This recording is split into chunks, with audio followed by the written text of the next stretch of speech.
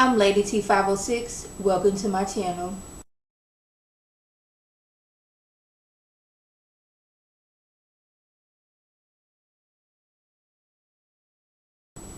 Hi everyone, today I'm going to be reviewing Love and Hip Hop Hollywood Season 2, Episode 8. We starting off with Amber telling her sisters that Miles and finally confess that he's gay.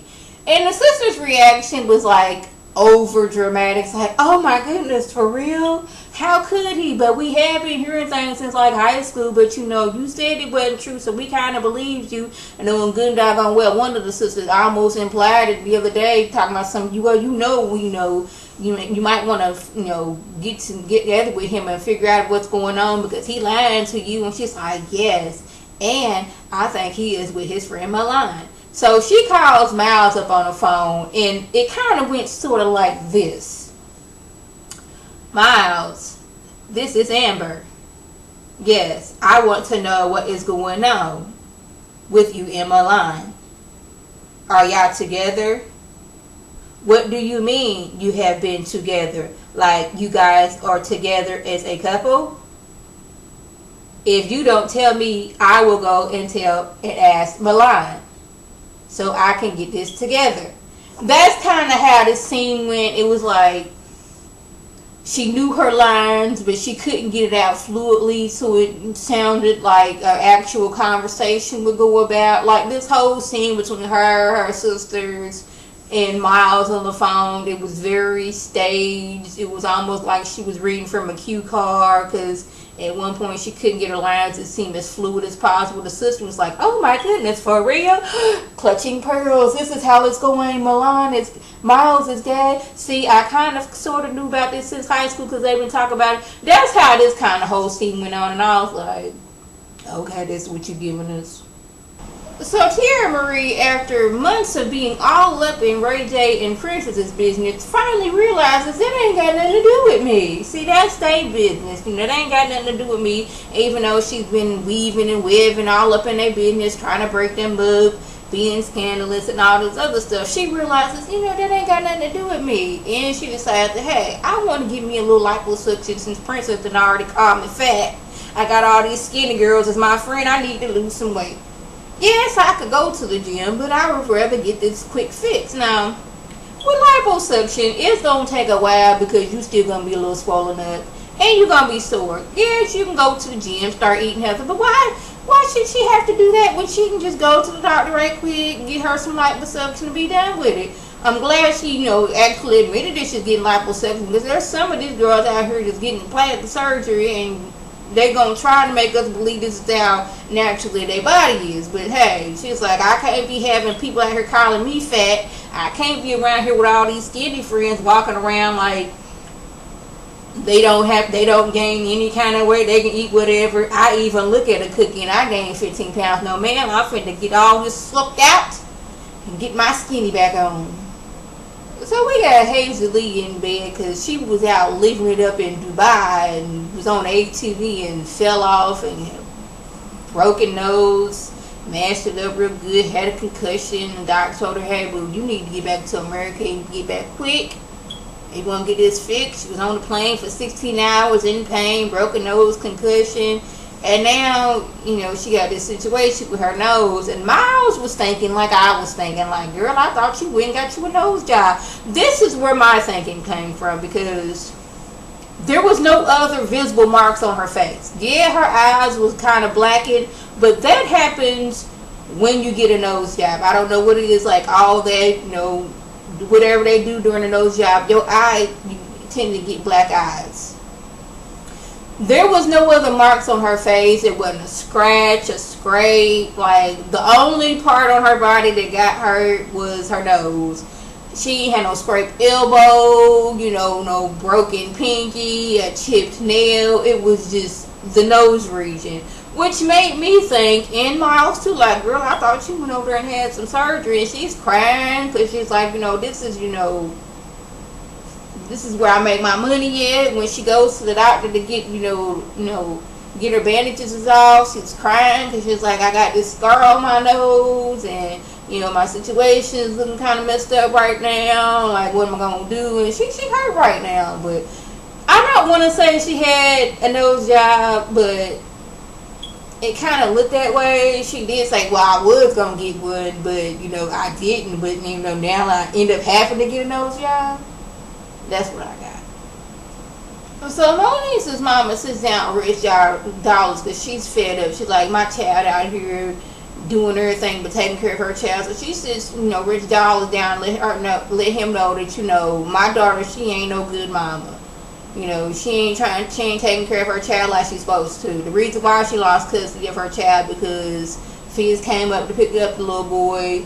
Moniece jumped stupid, was acting crazy, flipping out. When police showed up, they like, hey, this girl don't look all that stable, so, you know, she ain't that good, you know, the best person to be taking care of this child, so this is why she lost custody. I guess Moniece then told Rich Dollars a completely different story as to how she lost custody.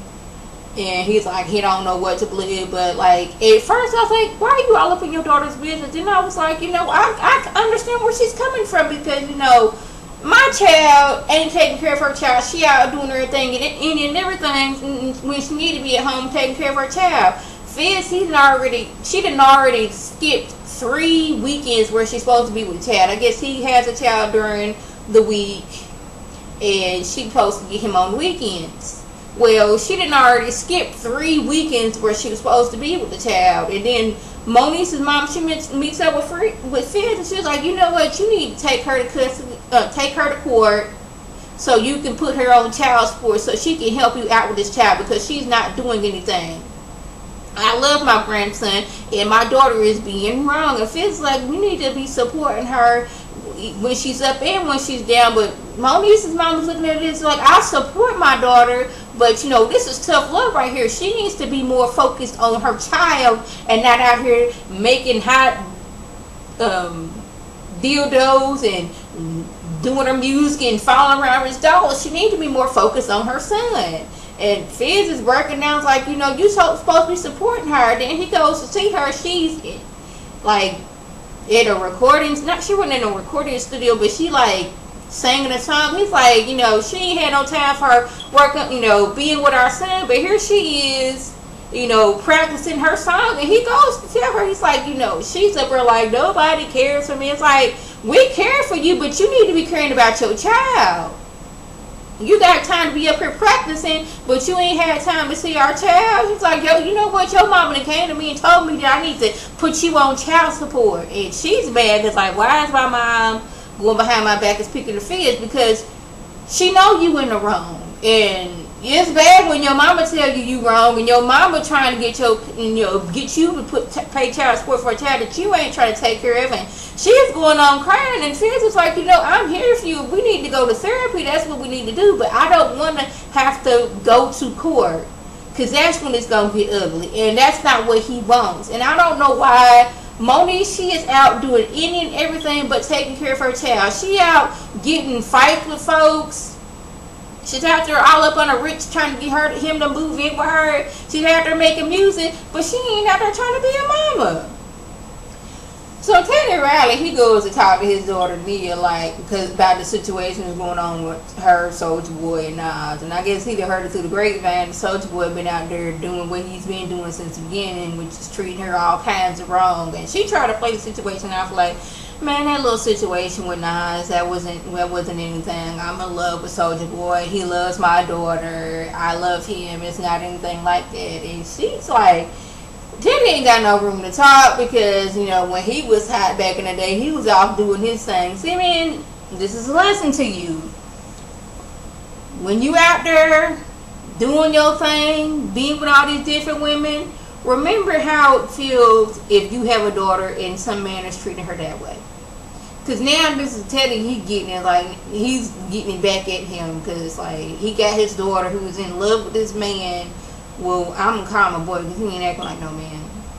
Who was in love with this boy who is treating her all kinds of wrong, is cheating on her left and right, and just has no respect for her at all. Like, he has zero respect for her. It's like, it's so blatant, and I don't know why she doesn't see it. I don't know, I guess they say love is blind and take over your mind. If you think it's love is true, now you need to elevate and find, like Eve said, but I'm gonna need These two together, and he's trying to get it to his daughter's head, like, baby, this man ain't for you. You can find somebody who's gonna love you and treat you with respect, but you're not gonna get this from Soulja Boy. And Soulja Boy clearly lets her know this, because when she goes to see him, she's like, I spoke to my dad, and my dad, you know, was questioning our relationship, and he's just sitting here looking at her like, yes, like, your daddy got something to say, like, we together. And she wants to know their long-term goals, like, what are we looking at in 5 years? And here he goes with that Jedi mind trick. Well, I don't want to jinx anything and all that stuff, because, you know, if I say we gonna be together and married, then something might happen. You know, let's just take this one day at a time. You know, I don't know if I can stop cheating because I'm Soulja Boy. And, like, how is it that he is on this show with Nia? Then there's some other show, I think it's called The Westbrook, where he's on this show with this other girl is her man. Like, he's clearly not your man. Soulja Boy is community man. Let's just put it like that. He is whoever he's with at that time. That's whose man that is. Like, that's that person's man. When he's with Nia, that's her man. When he's with this girl from Westbrook, that's her man. But she doesn't. Hopefully she realizes after seeing him on yet another show with yet another person, that she realizes she can do better than Soulja Boy. And hopefully she comes to this realization that, hey, she can do better. Like, you Soulja Boy tell her, but I can find somebody who is a lot more better than this. So yeah, I was going to completely just stop talking about Brandy, because she is so much. But it's like, I'm going to try to give this girl a chance. So she lets us know that she is a part of this rap duo, the baddest rap duo out there at this present time, and that they are under Nick Cannon's label.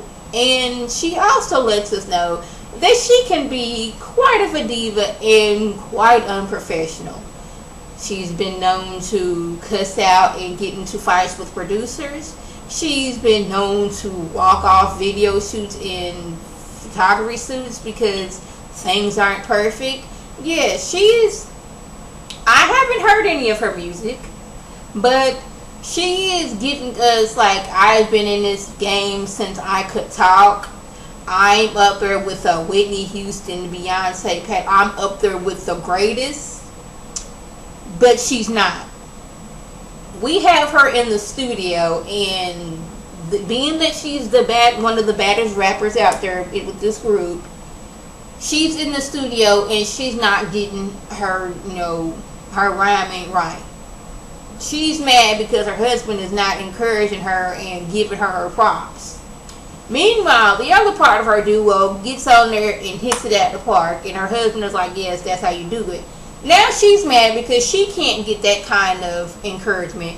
Well, this partner in your duo got that encouragement because she was getting her flow out. Now she's like, I ain't trying to be disrespectful to you. Yeah, I'm giving you your props. You did that thing, but how come my husband can't give me my props?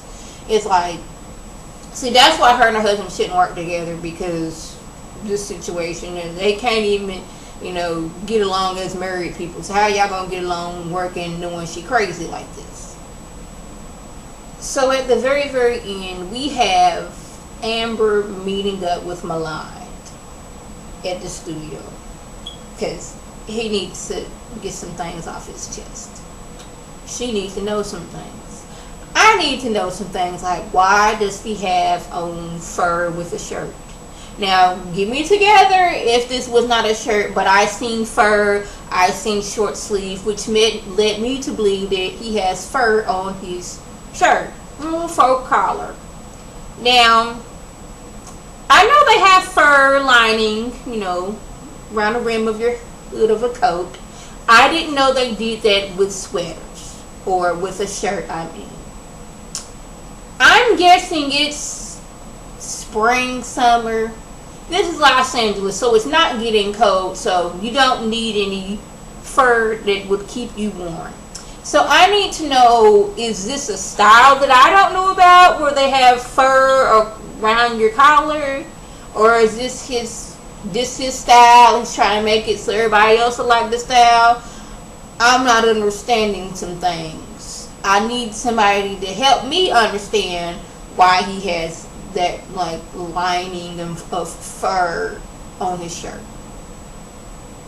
Yes, and I don't know if it was this episode or next episode where he needs Amber to know that yes, he is with Miles. Miles is his man now, and that she needs to back and get it together because her and Miles can never be again. Or was it this episode? But either way, he needs to get her together. Let her know that we're sleeping together, we're together, and we are living together. But I couldn't even concentrate on that because of the little fur lining of his, situation with his shirt.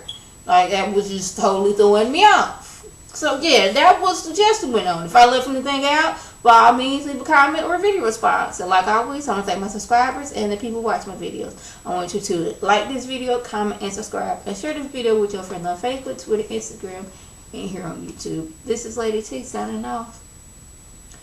Have a good one.